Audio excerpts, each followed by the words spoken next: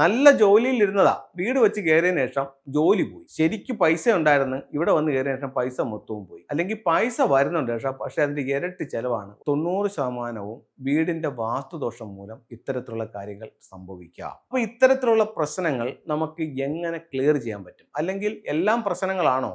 ഇത്തരത്തിലുള്ള സൗഭാഗ്യങ്ങളെ നമുക്ക് എങ്ങനെ നേടിയെടുക്കാൻ പറ്റും? ഇത് രണ്ടും ഫെങ്ഷുയിലൂടെ സാധിക്കും. വീട്ടിൽ ഭാര്യയും ഭർത്താവും നിങ്ങളുടെ അഭിപ്രായ വ്യത്യാസങ്ങൾ.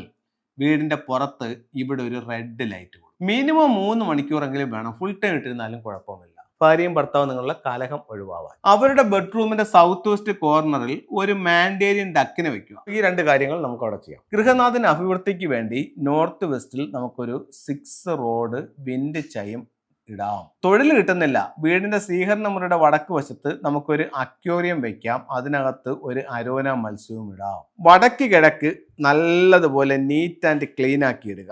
ഈ ഭാഗത്ത് കിണറില്ല എന്നുണ്ടെങ്കിൽ ഇവിടെ ഒരു വലിയ വാട്ടർ ടാങ്ക് വെച്ചിട്ട് അതിനകത്ത് വെള്ളം നിറച്ചിടുക ഗ്രൗണ്ടിൽ. നിങ്ങളുടെ തെക്ക് കിഴക്ക് ഭാഗത്ത് നിങ്ങൾക്ക് കിച്ചൺ ഇല്ലെങ്കിൽ വീടിന്റെ വസ്തുവിന്റെ തെക്ക് കിഴക്ക് വശത്ത് എല്ലാ ദിവസവും തീയിട്ട് കത്തിക്കുക. ഇത്രയും കാര്യങ്ങൾ ചെയ്യുമ്പോഴത്തേക്ക് തന്നെ നിങ്ങളുടെ വീട്ടിൽ ഒരു മാറ്റം ഉണ്ടാകും.